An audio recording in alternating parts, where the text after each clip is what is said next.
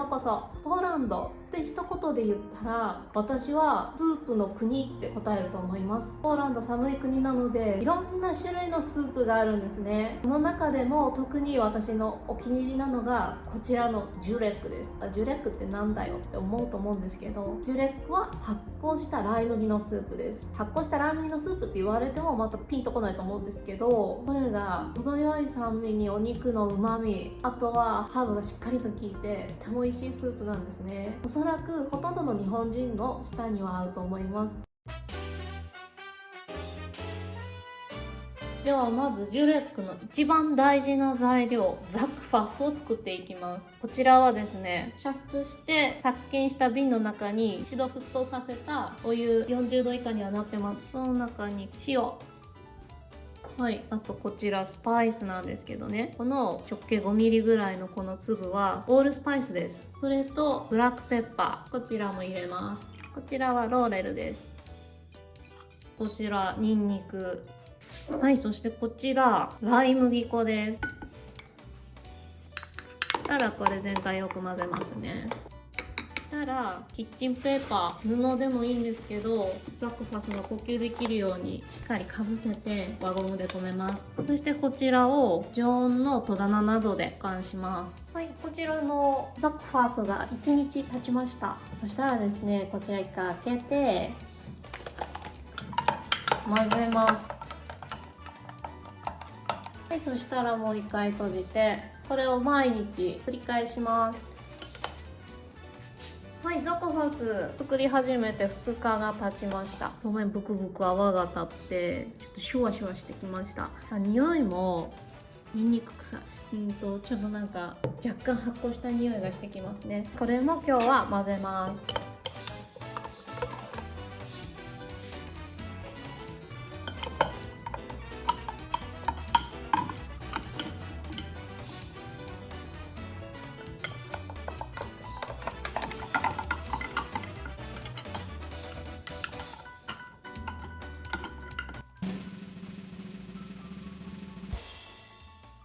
こちらツーンと酸っぱい発酵した匂いがしてくれば大丈夫です。出来上がったら蓋をして冷蔵庫でだいたい2週間ぐらい日持ちがします。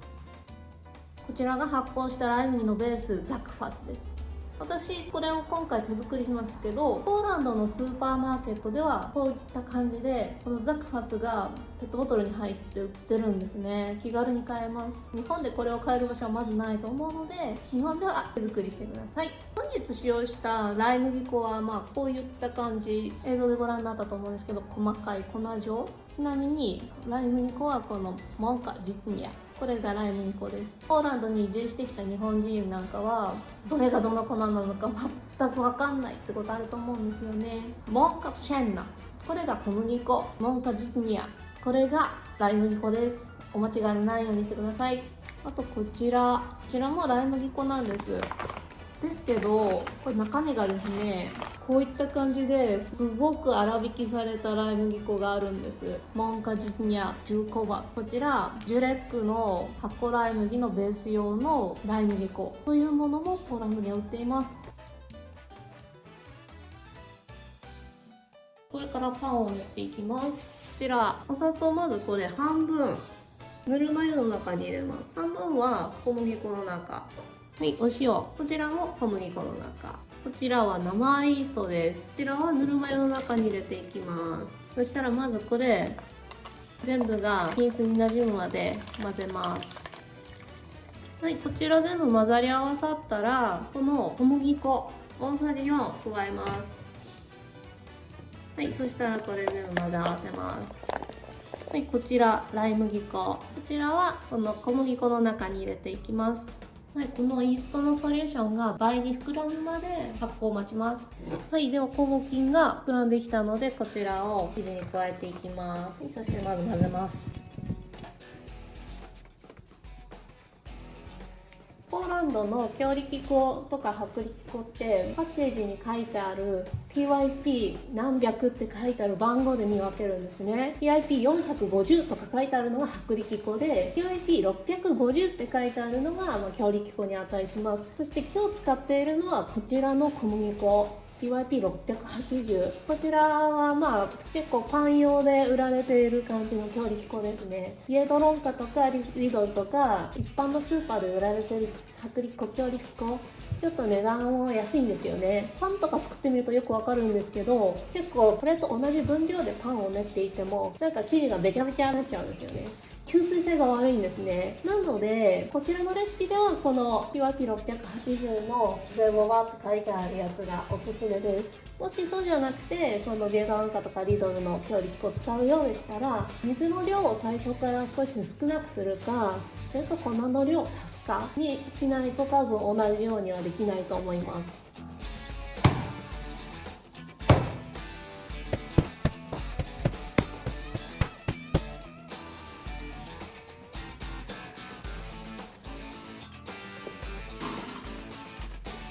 はい、これで2倍のサイズに膨らむまで2次発酵させます。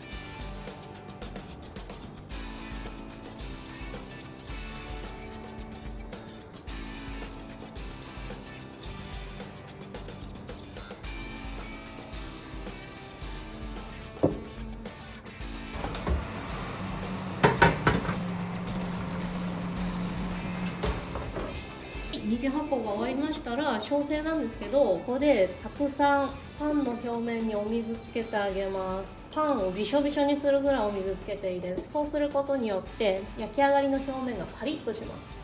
はい、これでオーブンに入れていきます。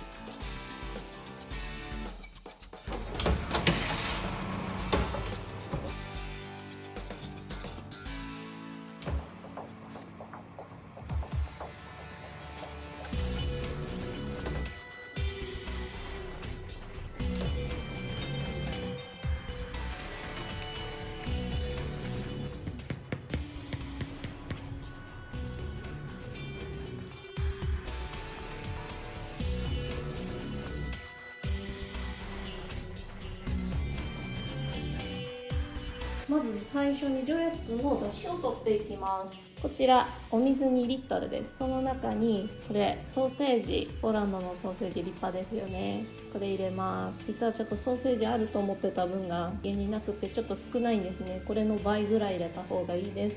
こちらベーコン、はい、これ丸ごと入れます。はい、こちらちょっと包丁の背で潰したニンニク2かけ、あとはローリエとオールスパイス、ブラックペッパーです。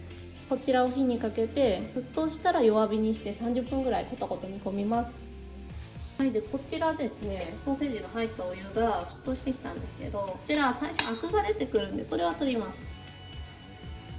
で日本にはこんなに立派なソーセージやベーコンが手に入らないと思うんですよね。なので日本でもしジェレック作る場合でしたら固形のブイヨンといったもので最初からお出汁取ってしまって構いません。それでも美味しくできます。でこれこのままゆっくり30分ぐらいコトコト煮込みます。はい、こちら十分なぐらいにお出汁取れましたんで、このソーセージベーコンはざるにあげてしまいます。はい、ではこちらのベーコンカットしていきます。まずこの皮ベロベロって剥がします。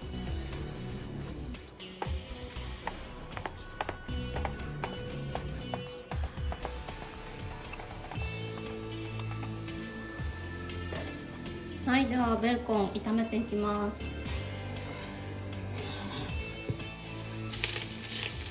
ベーコンからしっかり油を出していきます。このくらいベーコンから油が出てきたら、ベーコンだけをさっき出汁を取ったポットに移します。フライパンの油残すようにしてください。そしたらこの残った油で玉ねぎを炒めていきます。玉ねぎがこのぐらいしんなり炒まってきたら次こちら刻んだニンニクを入れます。玉ねぎがこのぐらい飴色に炒まったらみじん切りの人参入れます。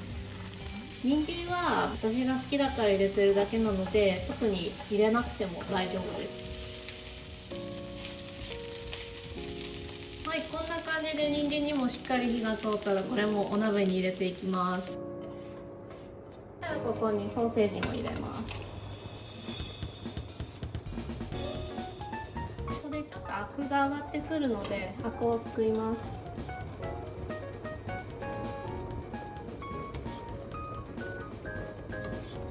はい、そしてこちらですね、完成したジュレックのジュース、あらかじめニンニクとローリアンもう抜いてあります。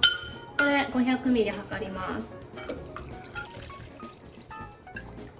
このぐらい余るんですよ。っていうのは次回これと同じものを作る時にこれ混ぜるんですね。そうすると発酵がさらに早くなって、しかも酸味も増すんですね。その方が美味しいんです。なので私は少し多めに作ってます。もし使い切りで作りたい場合はお水を 500ml の配合で作ってください。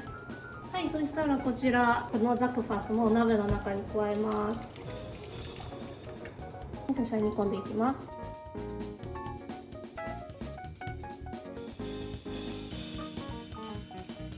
はい、こちらもしっかり煮込み終わったら次のサワークリームを加えます。ですがこのままここにドボンするのはあんま良くないんです。これをまず分量分ボウルに取ります。そしたらこのスープをこの中に少し加えるんです。そしてこのサワークリームを伸ばしてあげます。サワークリームを直接このたくさんのスープの中に入れてしまうとサワークリームがダマのようになって表面に浮いてきてしまうんですね。ですので面倒なんですけどこれ結構大事な作業です。サワークリームが伸びたらこれも入れます。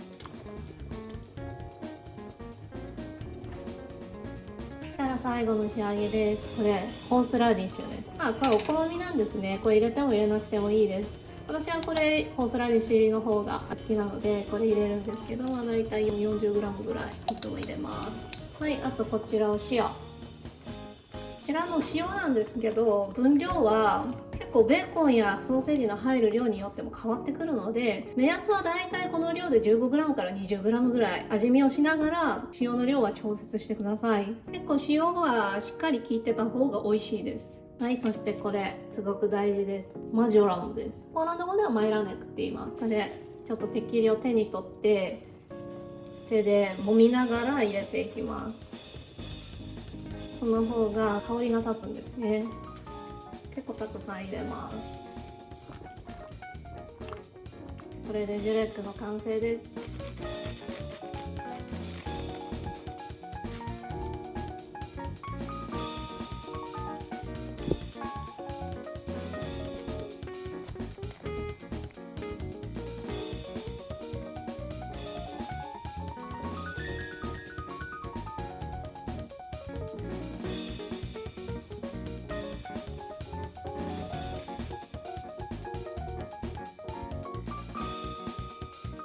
このパン作ったんですけど、結構ポーランドの観光地に行くとこういうパンの器にジュレックが入ってくるんですね。これすごく見た目がいいんですけどね、まず全部食べられないんですよね。今回私は写真映えさせるために作りましたけど、本来このパンに入れるスタイルがポーランドの伝統的なスタイルとかそういうわけではないんです。映えるためにやってるんです。ですので家庭でジュレックを食べるときはもちろんお皿に盛り付けてパンと一緒に食べます。本日もご視聴くださりどうもありがとうございます。私もポーランドの本当に美味しいスープジュレックを紹介できて光栄に思います。あとは、日本で作ること料理に関してド変態な人じゃないとなかなかやれないと思うんですけど、もしポーランドにお越しになることがあればジュレック絶対に試してみてください。本当に美味しいです。あやこキッチンでは海外で作る日本食、私は料理が好きなので各国の料理、あとは元パティシエお菓子の作り方などもどんどん紹介していきたいと思います。この動画が良かったらいいねとチャンネル登録もお願いします。